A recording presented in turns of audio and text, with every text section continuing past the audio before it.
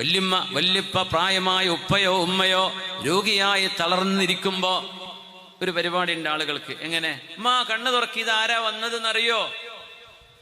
വല്യമ്മക്ക് ഇപ്പൊ പേരക്കുട്ടിനെ നോക്കണ്ട നേരമല്ല മുഅ്മിനെ. വല്യമ്മ വിഷമത്തിലാണ്. വല്യപ്പ കണ്ണ് തുറക്കാൻ പറ്റാതെ അബോധാവസ്ഥയിൽ കിടക്കുക.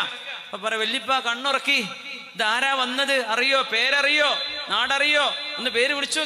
അതൊന്നും പറയില്ലേ. അവരോട് സുബ്ഹാനല്ലാഹും അൽഹംദുലില്ലയും ചൊല്ലാൻ വേണ്ടി പറഞ്ഞു കൊടുക്കി.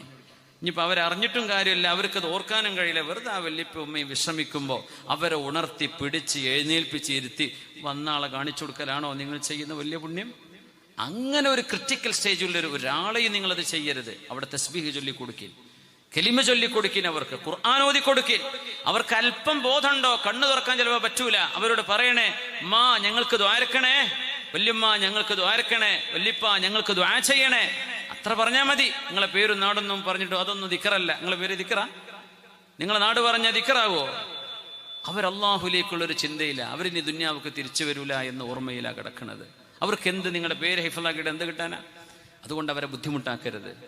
അവരോട് ദ്വാരിപ്പിക്കും നിങ്ങൾ. അവർക്ക് ബോധമുണ്ടെങ്കിൽ അവരോട് പറയണേ, ഫമുർഹു യദ്ഉഹു ലക്, അവരോട് പറയണേ ഞങ്ങൾക്ക് വേണ്ടി ദുആ ചെയ്യണേ. എന്തുകൊണ്ടെന്നറിയോ? അവരുടെ ദുആ മലക്കുകളുടെ പ്രാർത്ഥന പോലെയാണ്. അല്ലാഹു സ്വീകരിക്കും.